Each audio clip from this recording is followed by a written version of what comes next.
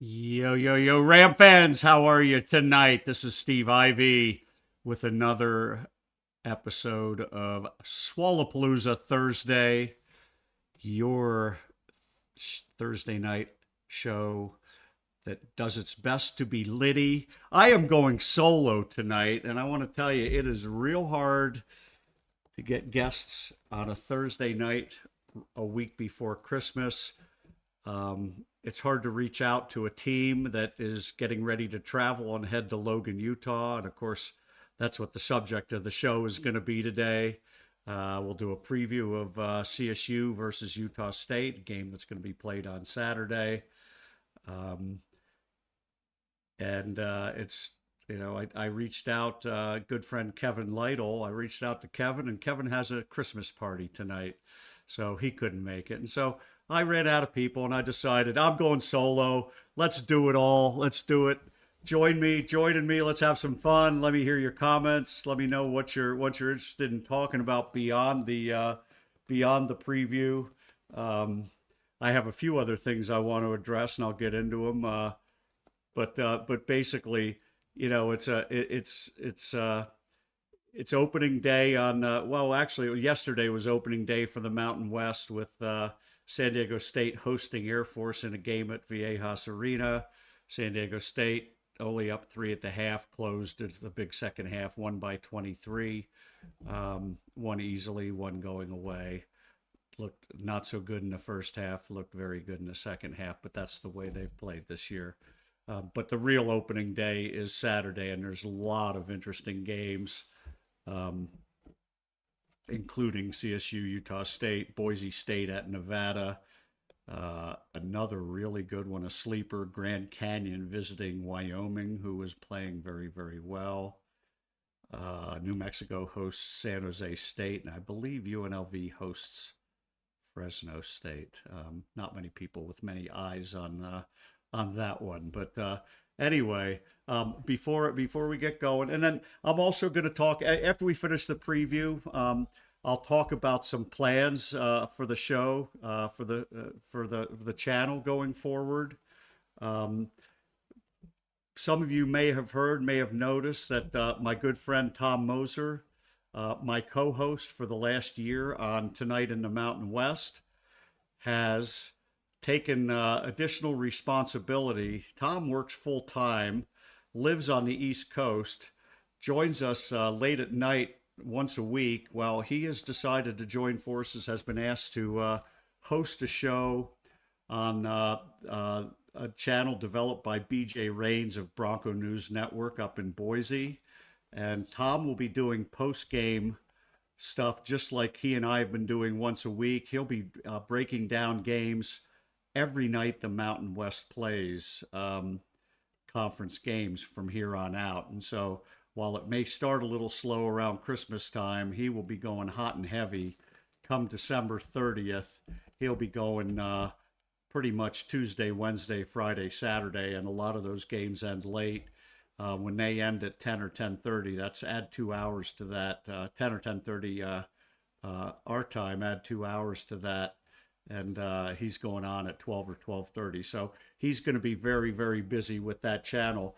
And I'll talk about my plans going forward with Tom because we will continue to do some things together with our some Mountain West stuff, and I'll give you an idea of what some of the things that might be coming down the road as well. But we'll talk more about that. Before I get into the preview, I also want to mention we hit 300 subscribers, and that doesn't sound like much, but I am ecstatic. This community has been wonderful. I also put things out on X and Facebook, um, and I don't even, I know how many people follow me on X. I do it for the convenience of people who might not be into YouTube, but YouTube has been a good host for me, and we're up to 300 subscribers. The goal is to get to 1,000. We're getting there slowly but surely. But more importantly, building this community has been fun. We've been working at it for a year. I'm having a great time doing it, but I'm also having a great time with all of you who are participating. So thank you very, very much. Um, the big milestone will be 500. We're hoping to get there. We'll see if we can get there this year. So let's get into the preview of CSU going to Logan to play Utah State. I'll get into the Ken Palm stuff and some of the detail. Um, before I do that, obviously, I have seen both teams up close this year. I'm probably one of the few that has seen both. Um, if you've been following the channel, you know that I went to Logan. I actually went to visit my daughter in Ogden, Utah, and it happened to be on a weekend where Utah State had a exhibition game against Seattle University. It was a decent team in the West Coast Conference. Now they've moved from the WAC to the West Coast Conference, so the same conference with Gonzaga, Oregon State, and Washington State, the future Pac-12 members. And I specifically I sent a note on to the SID at Utah State, and they were nice enough to seat me on press row, and it is right on the court. It is right in front of the students. The students wrap around all the way to the press table. And they actually had a really good crowd for the scrimmage, but I got to see the team up close, and I really, really liked what I saw.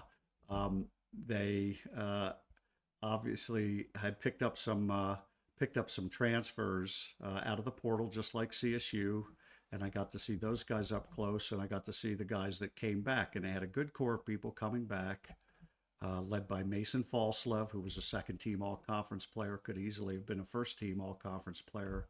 Uh, Last year, his teammate Ian Martinez beat him out. It would have been real easy to flip-flop him. Um, They also brought back Drake Allen, point guard, and Drake Allen got an extra year. I don't think he was originally going to be coming back, but he did spend some time in junior college, and junior college guys got an extra year of eligibility, so he came back. They brought back Carson Templin, a 6'8", 240-pound big, who was a backup big last year, but very, very much an energy guy. He's come off the bench this year, but a very, very solid player. They brought back, let's see, Tucker Anderson, a 6'9" stretch four, and then they brought back a guy named Jordy Barnes, who was a backup to a backup point guard. So he was the third point guard. Anyway, the one thing I noticed when I first saw them was they were a lot bigger. They had spent time in the weight room. It was obvious that they needed to get stronger. They wore out as the season went on. They're bigger, they're a little more of a physical team. So that was the guys coming back, and then they added players out of the portal. And it was fun seeing them up close. And I sent a note on to my friend Tom Moser as I was watching the game. I said, the nice part about Utah State is I can see how these portal guys, the transfers, you can see how they fit already. And it took me 5 or 10 minutes to see that. So I can, the number one guy is a guy named MJ Collins, who transferred from Vanderbilt. Spent his first 2 years at Virginia Tech. 6'4", 200-pound, averaging 20 points a game already. A lot of people think he might be the leader in the clubhouse, believe it or not, for Mountain West Player of the Year. No one knew anything about him coming in.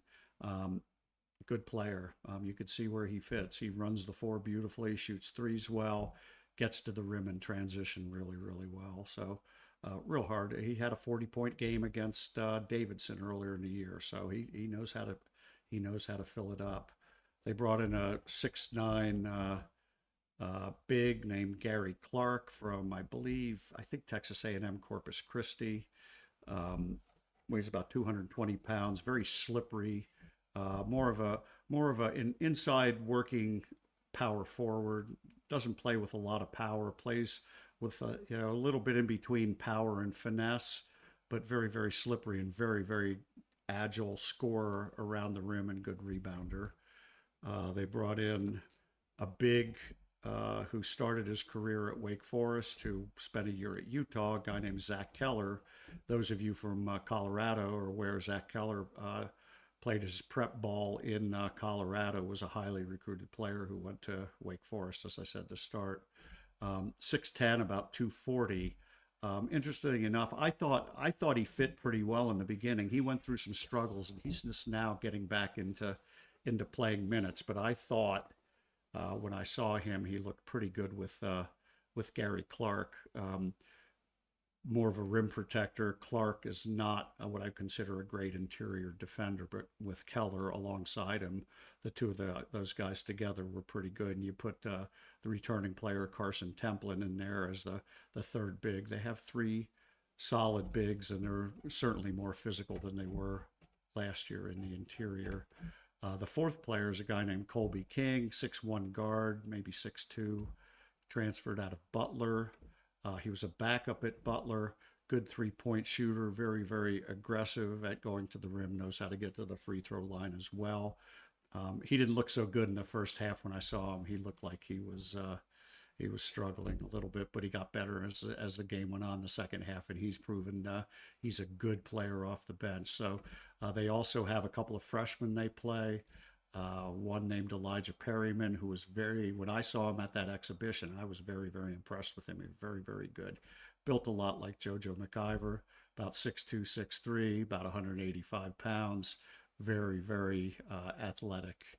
And the other freshman is a guy named Adlan Elamine, 6'10", 190. Four-star player. I forget where he's out of, but little thin, but very, very skilled, and one of those guys who he may show up in a game here and there this year in the conference, may do some damage. He's had some moments in some of their games, but physically he's not really ready for the rigor, and he's not a guy who's going to play 30 minutes and be effective. He can play spot minutes here and there. So very, very deep team, and I was very, very impressed. I told Moser that they're going to hit the ground running, and they have.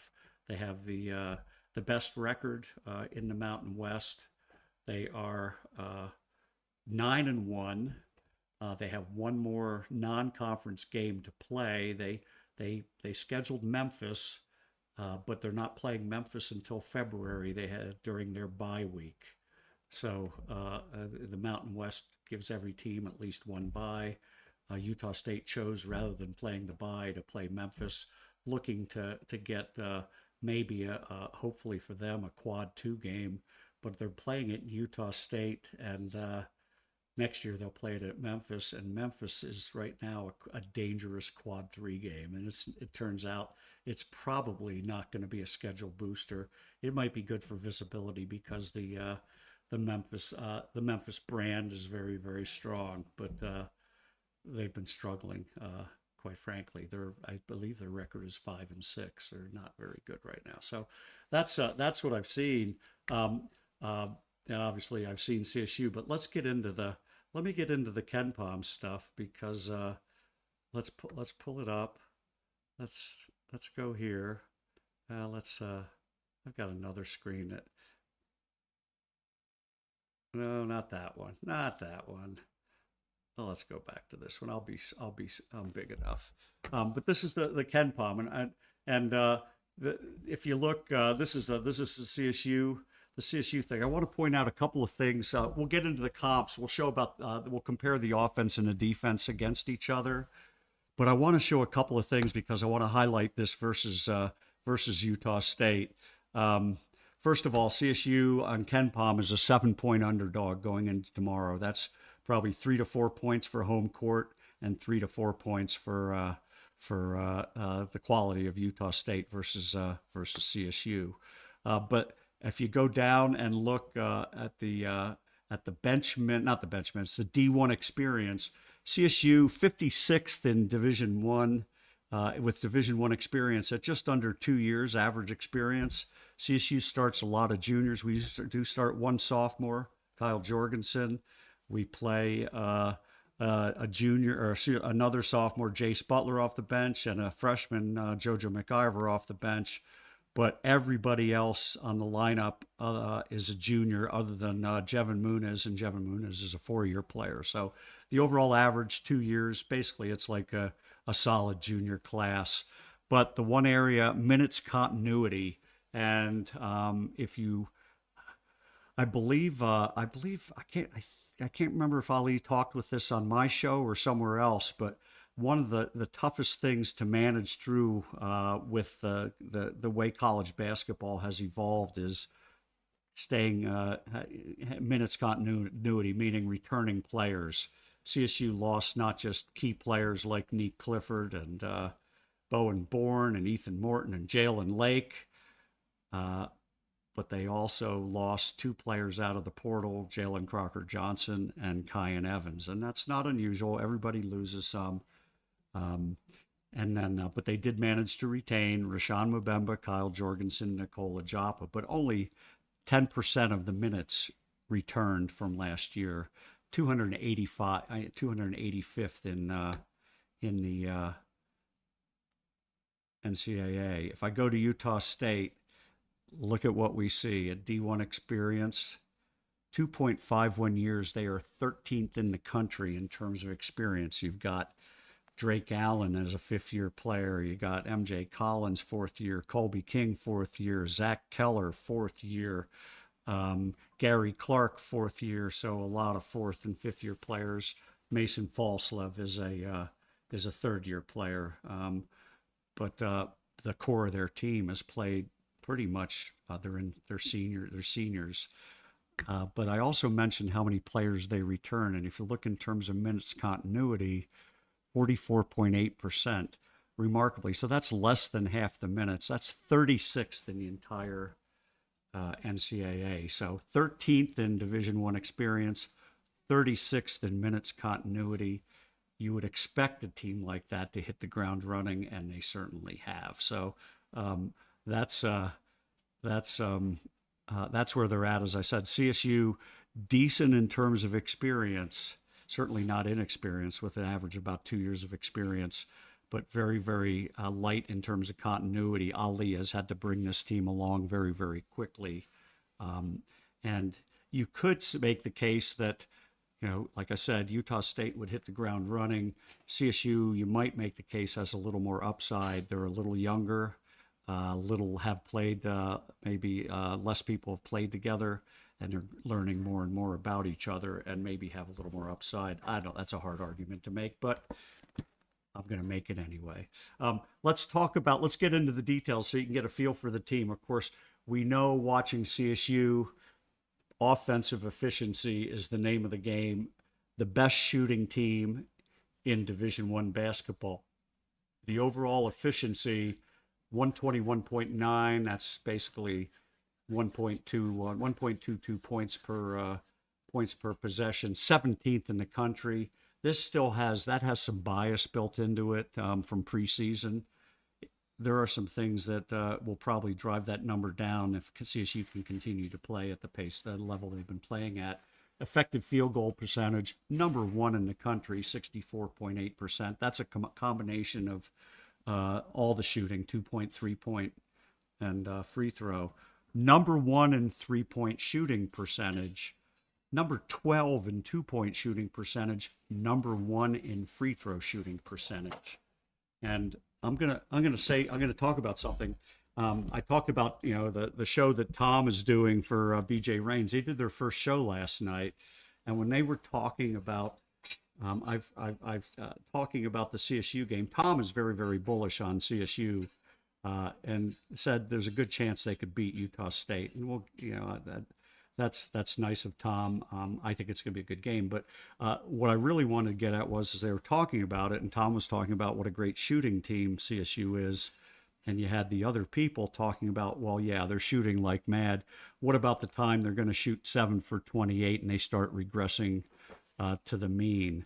And the interesting part about that is, well, they're a great 3-point shooting team, but you can't just defend the 3-point line against them, because the way the ball moves with the cutting and the screening, they can absolutely backdoor you to death as well. And if they get to the free throw line, they make free throws. They're shooting, like I said, 81% from the free throw line. Number 2 in the country, not number 1. I'm sorry. I exaggerated. So Um, there, that's the offense, and that's what Utah State will defend. Well, one of the things I wanted to point out, so Utah State, good solid defense, 43rd in the country, but where do they make their hay?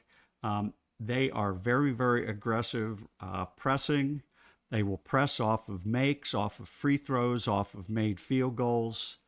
And they are very, very good at creating live ball turnovers. And so you see in the defense, under the Utah State defense, turnover percentage, they cause a high percentage of turnovers. Seventh in the country in terms of creating turnovers, fifth in the country in terms of steal percentage. That means that's basically a lot of those are live ball turnovers.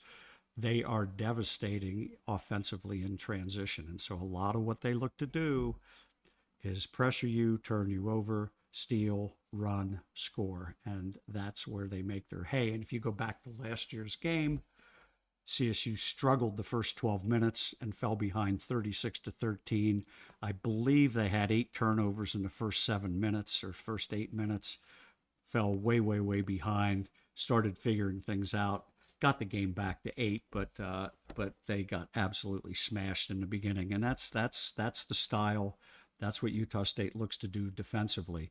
The other thing I'm going to point out is CSU being a good free throw shooting team, Utah State does foul a lot. They send people to the line a lot, but don't think that it's because they necessarily foul a lot. A lot of that is their bigs don't like. There's a lot of teams that get coached these days. They don't like you to make layups. They would rather foul you and force you to go to the free throw line than let you shoot a wide open layup. Utah State's bigs all average more than 5 fouls for 40 minutes. So Keller, Clark, and Templin all. Keller's up about 8.5 fouls if he played 40 minutes. So he's going to play 20 minutes. He's still going to get 4 fouls. Templin will play 20 minutes and get 3 fouls. Clark will play 25 minutes and get 4 fouls. That's what they do. But they foul, and they don't make it easy for you to shoot, just to score around the rim. You can see their 2-point shooting percentage down under 50%. That's pretty good, 119th in the country. So realize that the real key to the game at CSU, at least on the offensive side, is protecting the ball. That has been traditionally a little bit of a weakness for the team. 17.2% turnover rate, 162, very middle of the pack. That's the one number that keeps their offense from being really highly efficient. If that was lower, they'd be a lot better in terms of offensive efficiency, because when they don't turn it over, they score. Steal percentage is also kind of middle of the pack. We don't want to have the ball stolen. So anyway, it's going to be the guards. It's going to be all of them. It's going to be everybody playing together, making sure they're smart against breaking the press. The tricky part about the press is when I've seen Utah State play, they don't just trap you in the backcourt. They trap you when you cross the midcourt line as well. And so you have to be pretty assertive. You can't just think, oh, I got the ball across the midcourt line. You have to stay and keep the ball moving. CSU has typically been good at that, but you never know. You just never know. So anyway, that's when CSU is trying to score. Utah State's defense. When Utah State has the ball, they are a good, solid offense. 51st in the nation, 117 in terms of points per possession. Not as good as CSU, but a good effective field goal percentage, 55.8, 50th in the country. Middle of the pack in terms of three-point shooting. Collins is good. King is good. Tucker Anderson, sometimes he's hot and cold. The other guys, let's see, definitely not Drake Allen. Falslev can go hot and cold. Clark is not going to shoot threes. Templin will shoot them and miss them. Keller might make one here and there, but it's really a couple of guys. They don't rely on the three. They are a good 2-point shooting team, and they are good at getting to the free throw line. So guys like Falslev, guys like Drake Allen, very, very good at getting to the rim. MJ Collins is good at getting to the rim. Gary Clark is really good at scoring inside. But that's their bread and butter is scoring inside. The couple of things I wanted to point out, at least in terms of In terms of CSU, Utah State has been known, they have a higher turnover percentage than CSU. They struggle. Sometimes they get a little, I don't know how to describe it. I watched it happen. They try and play fast in transition, and they really do some knuckleheaded things sometimes. And it's not that they are not talented. They are very, very good players. They're good on the ball, but they'll make passes that'll sometimes you go, oh, where did that come from? I didn't see that.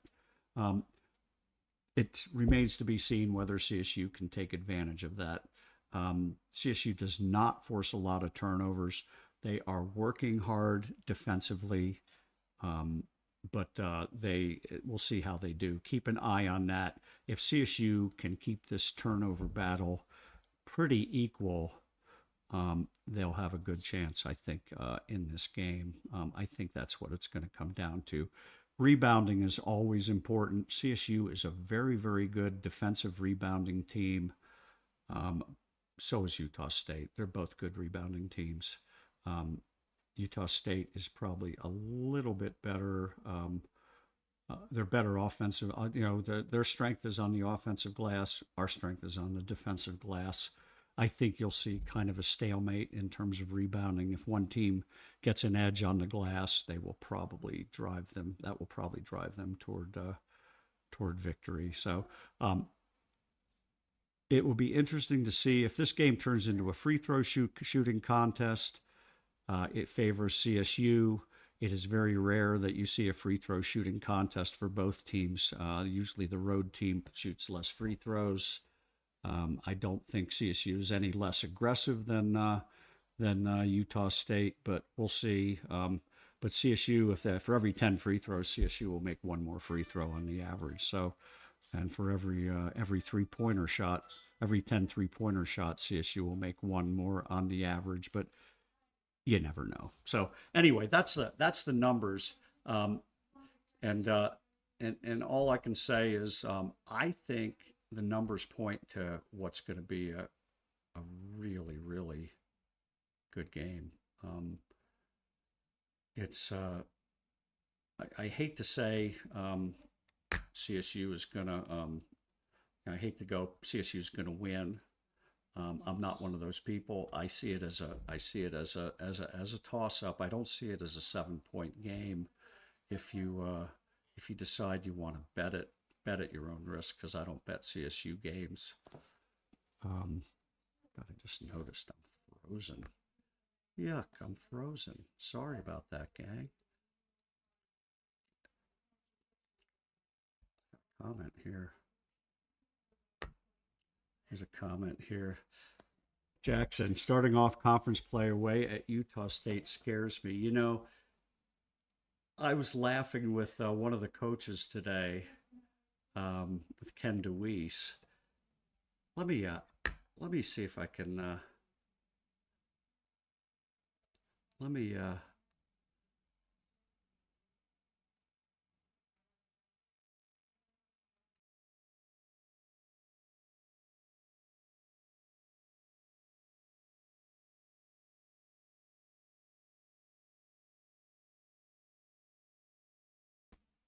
there we go. Um, I don't know if I was frozen to you. I was frozen to me, and I don't like that. It might just be my computer. Anyway, um, I am a little disappointed that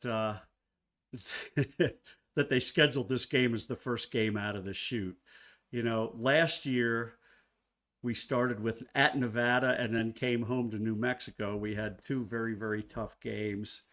Um, there's some goods and there's some bads about this.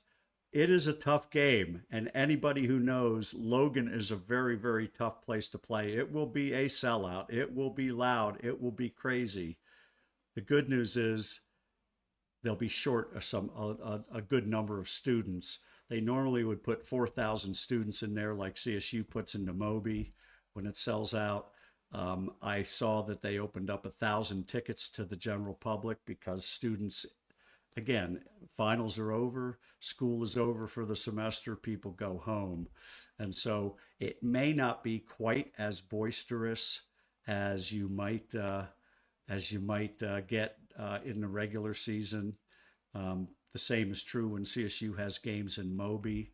Last year, the game against New Mexico, the crowd was very, very small. New Mexico definitely benefited from playing in front of 4,500 people and not 8,000 people. So there's some goods and bads to it, but it will be a good test for our guys. I will tell you one of the things that was kind of fun. I did go to practice today, and it it was very, very spirited. And I won't say that they don't practice hard, because they certainly have always practiced hard, but the energy level seems to be ratcheted up now that conference season is here. The guys are excited, and I guarantee you Utah State's in the same place. That's what makes conference season fun. They can't wait. And so it was kind of fun. I saw scout team stuff, and, I don't get into the details of what happened. It was just kind of fun. We have some pretty good scout team players. So the part of Mason Falslev was being played by Joe Palmer. Joe's built about like Falslev is. Joe's about 6'4", 210. Falslev, 6'3", 6'4". He's a horse. He's at least 200 pounds. Baylor Heb, who played for UTEP, CSU, and Loyola of Illinois. Baylor was playing the part of Drake Allen. Baylor's not as tall as Drake Allen, but he's as crafty as Drake Allen. So it's kind of fun watching that. And then the part of MJ Collins was played by Cole Gentry. And I was going to check MJ Collins averaging 20 points a game, a little bigger, a little stronger.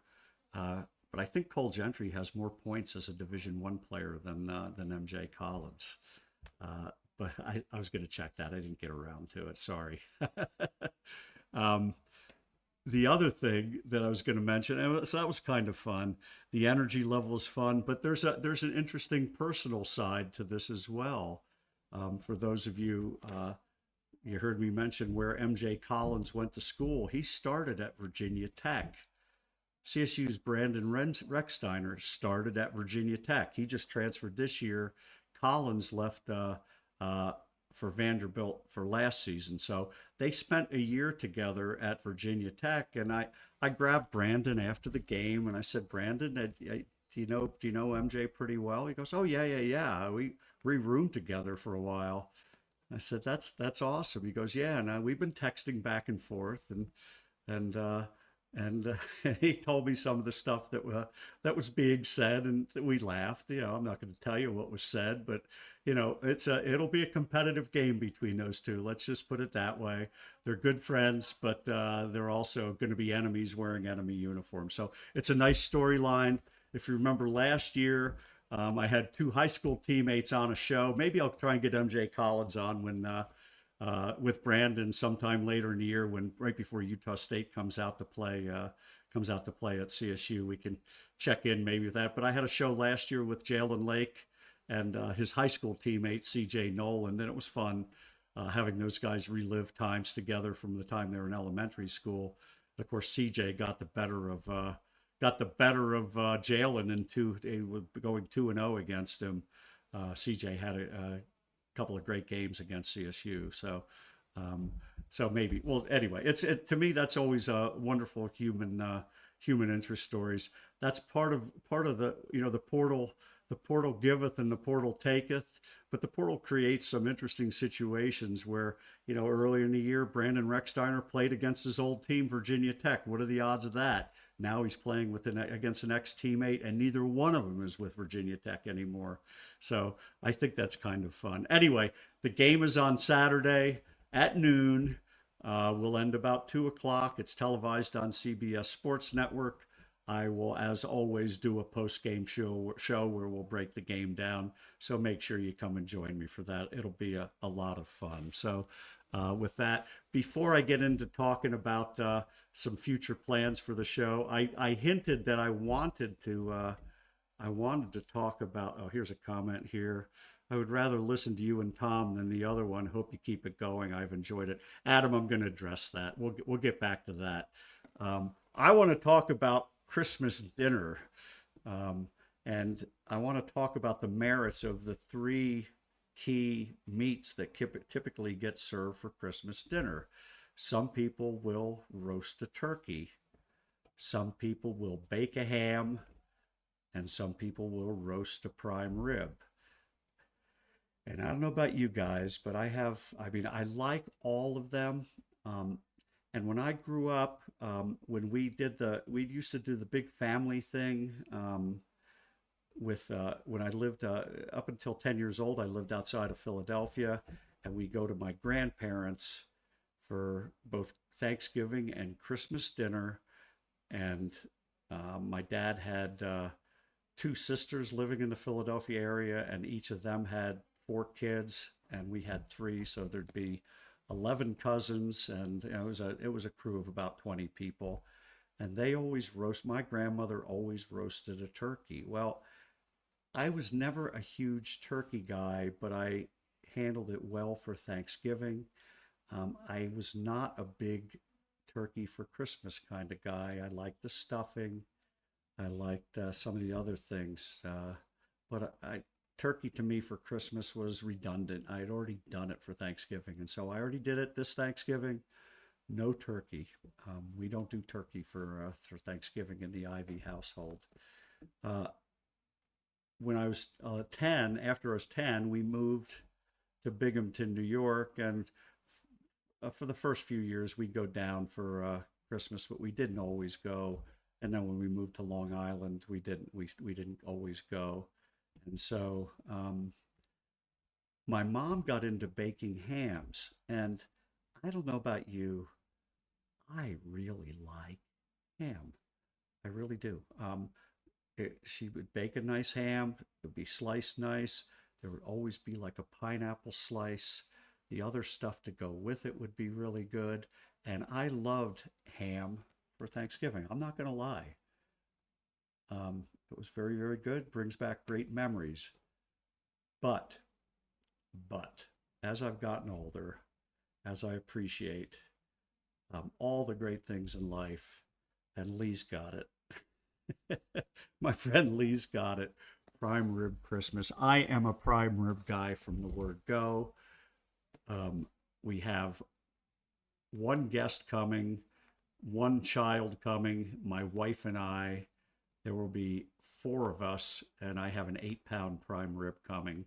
Believe it or not, it will last us in a minimum of 2, if not 3 meals. And so we enjoy not just Christmas dinner with roasted potatoes, with roasted carrots, with crescent rolls, with the pies, with whatever, but it will be a nice Angus prime rib. I didn't go to the fancy butcher this year. In previous years, I've done that. I was too late. Things have just been too crazy, but there will be a prime rib this year. So I don't know about you, where you guys are at. Lee's obviously into prime rib. Turkey, okay. Ham, very good.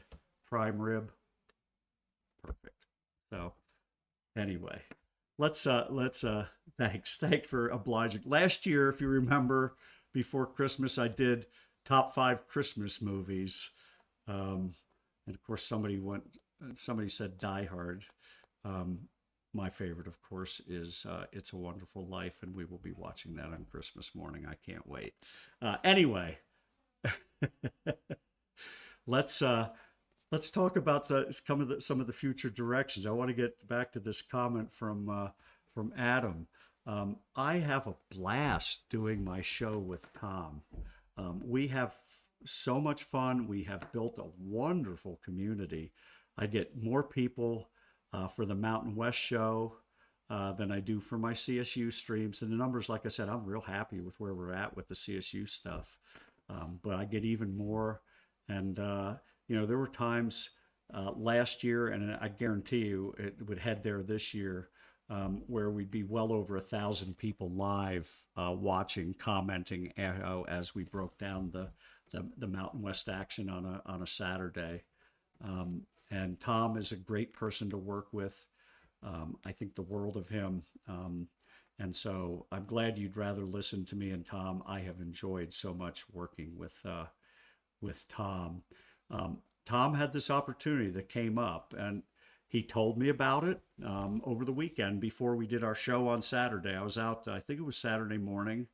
I was out walking the dog and I got a note. He said, hey, give me a call when you get a chance. And I called Tom and he said, listen, I just want to let you know I have this great opportunity. BJ Rains of Bronco Nation News is looking at starting a Mountain West show similar to what we do. It'll be different, but it'll be post game, and it's going to be after every game live.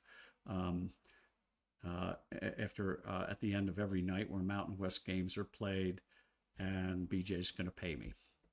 And one of the things I always felt bad about, and it was something we were working toward with this channel, I had hoped to monetize this year and get sponsors. You've heard me beg, plead, ask if you know people who are interested in sponsoring the show. I can show you the demographics and I can show you why it's a good deal to do that. But BJ has that whole thing set up. BJ's done a great job building his content creation machine. Dealt primarily with Boise State football, a little bit of basketball, and now looking to expand in the Mountain West. And I said, Tom, I'm excited. I wish I could have paid you. He knew that. And so he's doing things with BJ. And I watched the show last night, and it was a great show. He was on with BJ, and Jeff Grammer came on from Albuquerque, and they talked about things. They went for an hour and 15 minutes, and I kind of felt bad for Tom because I can't imagine him going starting a show at midnight and going for an hour and 15 minutes and then having to go to work the next day. So that's going to happen on Tuesday and Wednesday nights for him. And it will be an interesting thing going forward, but I'm ecstatic. And BJ Rains made a good choice choosing Tom. He is as good as it gets when it comes to doing things. So, Adam, I've enjoyed working with Tom. Tom would like to keep working with me, and so we will, at least in the foreseeable future, we will do a weekly show that covers the Mountain West. It won't come on right after a game live because he'll be committed to BJ. But it seems we'll probably arrive at Sunday nights. It looks like we'll do something this Sunday night where we'll talk about what's going on in the Mountain West, and we'll talk about things. I got a comment from Lee here. Miles Bird playing like he won't be G League even. Let me get into that. I like these. I like these comments. Miles Bird is a hell of a player. He really is. If you watched the show last night, and they were talking that Tom did with BJ and Jeff, they were talking about Miles Bird and how bad he was. He shot 1 for 8. He had 2 points. I think he had 1 rebound, 1 steal, maybe 2.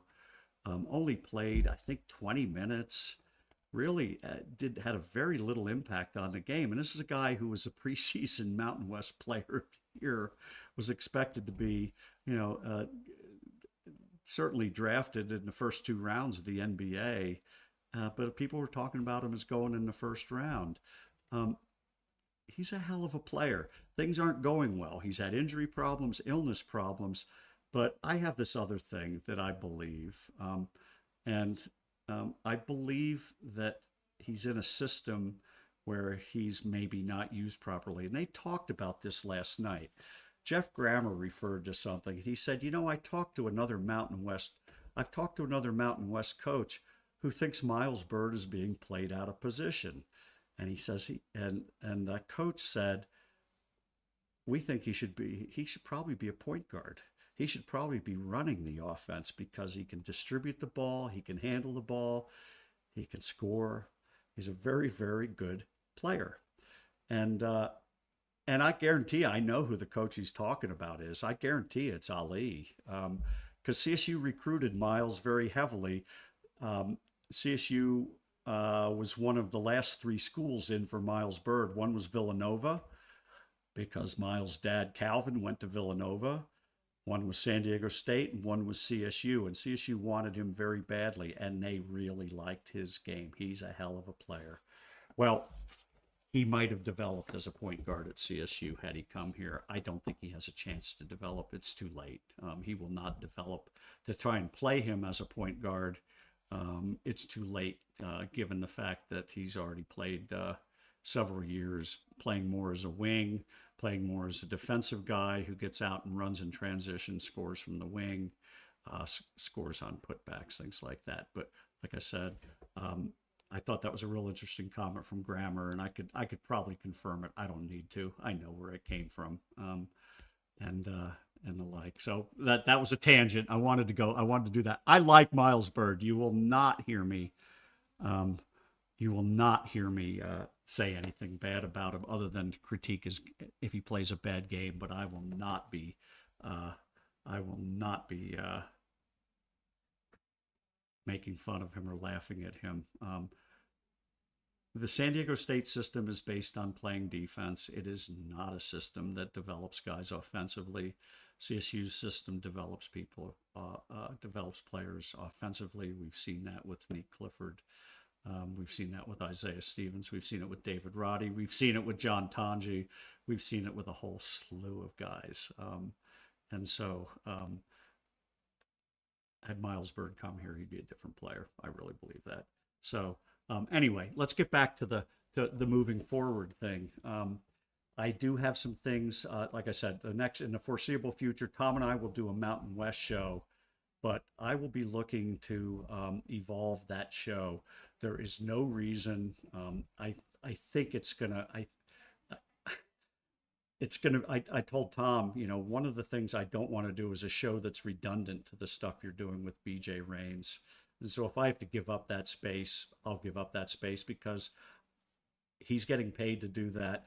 I looked at it, I was kind of laughing at this. This is kind of like a portal thing. I couldn't pay Tom. I'm like a low major that has no NIL, and BJ Rains is like a mid major who can pay some NIL. And he took a guy away from me who's worth every penny of it. So I no sour grapes, just excitement and enthusiasm for Tom. Like I said, we'll continue working with him, but I'm going to evolve the Mountain West show sometime after the new year, and I'm excited about it. I've got some things. I don't want to get into the details of it, but I have some other people lined up to do it, and I'm excited about it. It'll be a weekly show, and it'll have several people, and Tom will be one of them, and they'll come in and out on some weeks you'll have one, some weeks you'll have another. Just depends on time commitments. Tom, I hope to have every week, but it'll be dependent on him as well. But it will be a show that I think everybody will enjoy. It's very forward-looking. That's a hint. It's very forward-looking. Here's a comment from Lee. Maybe you can have a show with Jeff Grammer. There's always that thought, but the one thing, Lee, I'm a guy, there's an old expression, a lot of businesses use it. They always talked about Wayne Gretzky, and that, passing the puck where, be where the puck, go where the puck's gonna be, not where it is.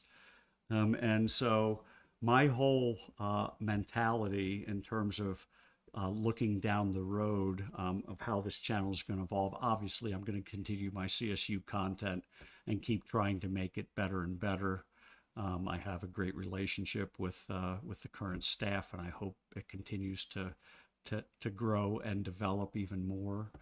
But beyond CSU, like I said, I did the Mountain West stuff, and there's a future beyond the Mountain West.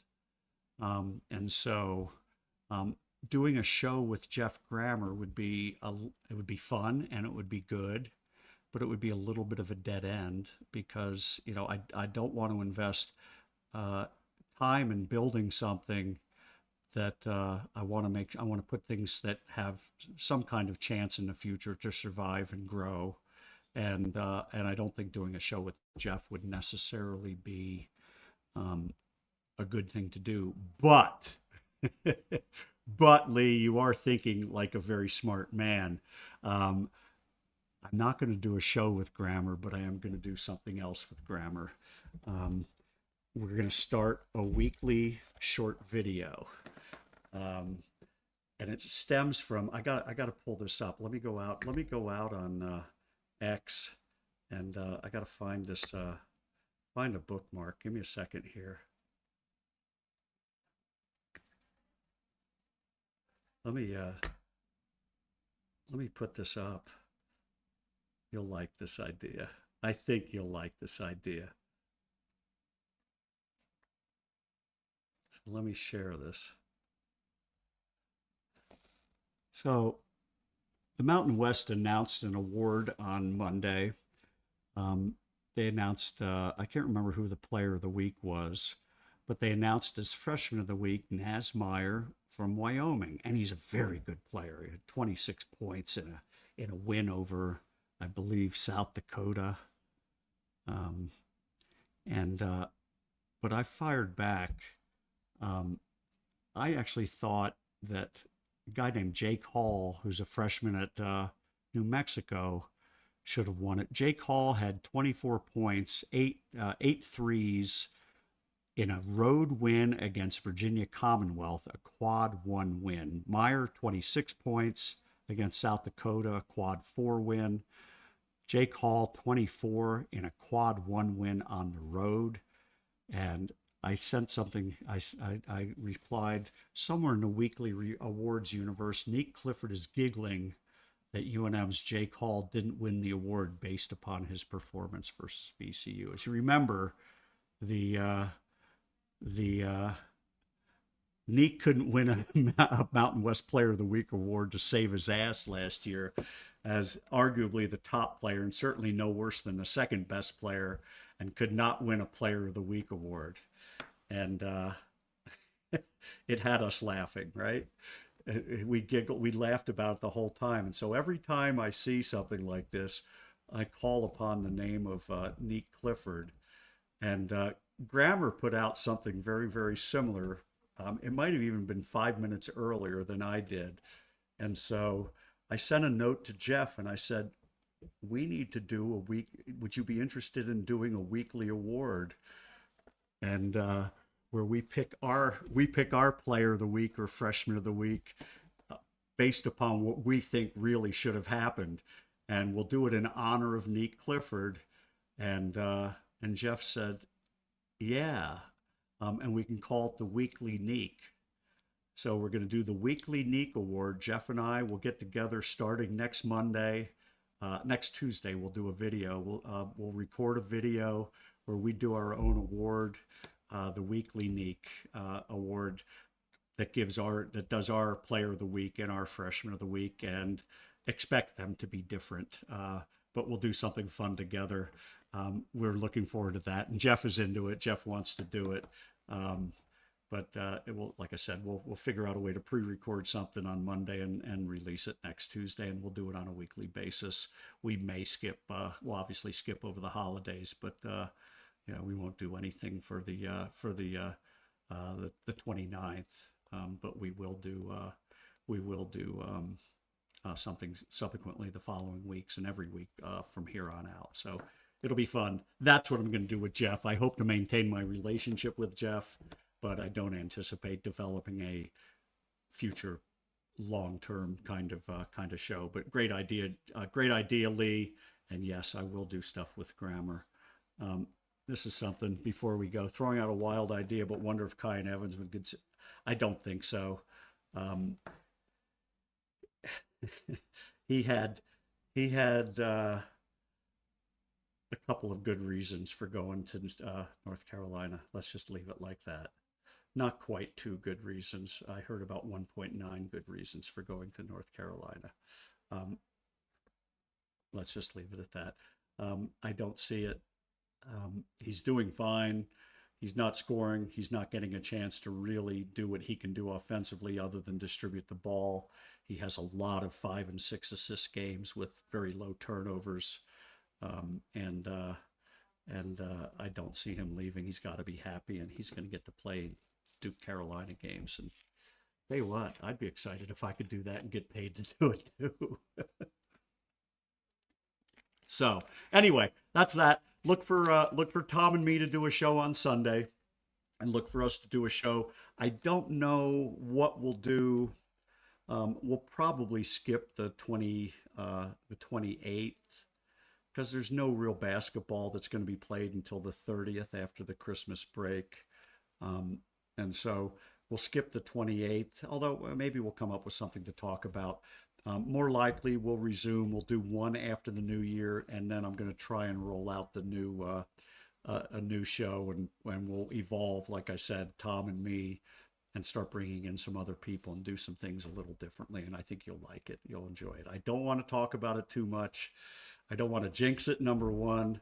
And number two, I don't want somebody to steal it, if you know what I mean. Um,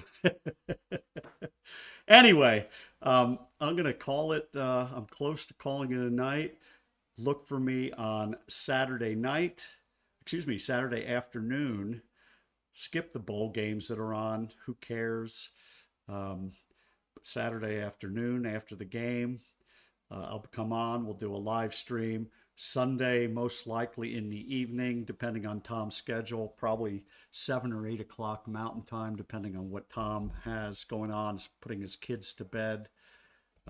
Monday, I'll do a Monday morning cup of coffee show.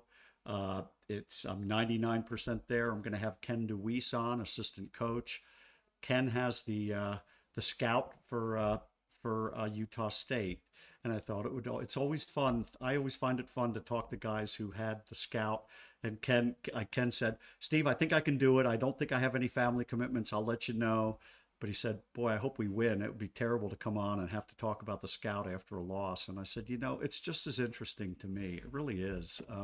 Just to talk about how the game went, how we play, what kinds of things we saw that we did well, what kinds of things that will give us opportunities to get better down the road. So Ken will be on next Monday. I won't do a Swollapalooza Thursday on Christmas Day.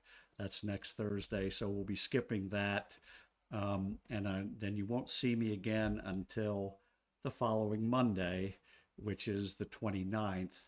And I'll have Baylor Hebb on. Baylor Hebb is a graduate assistant who played, as I said, started his career at Loyola, played 2 years at CSU and 2 years at UTEP. And we'll have Baylor Hebb on to talk about life as a graduate assistant. He's a lot of fun. He's a great guy to talk to. So we'll have him on the 29th. That's the day before the Nevada home game, the first home conference game on Tuesday, December 30th. I will be going, obviously doing a post game after that. And then we'll do a Swollapalooza Thursday. I don't know who my guest is going to be. I'm going to try and get, I'll try and get Kevin Lytle on. We'll see if we can get him on.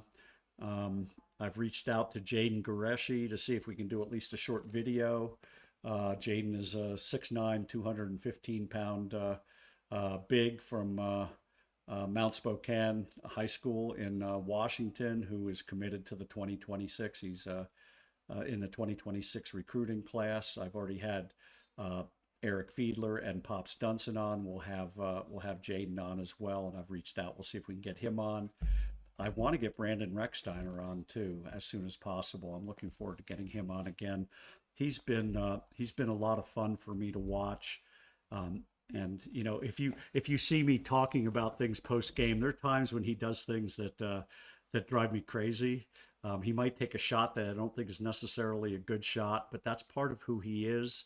He's a very aggressive, very assertive player, and I think it's very, very good as he's learning and growing and developing. There's another thing that many of you probably aren't aware of, but while plus minus isn't necessarily the number one stat to look at, it sometimes can be a little misleading. There's some things that can happen in terms of players being out with different combinations. And in any one game, it may not be a perfect example, but a perfect example of how well somebody's playing. But over time, it is.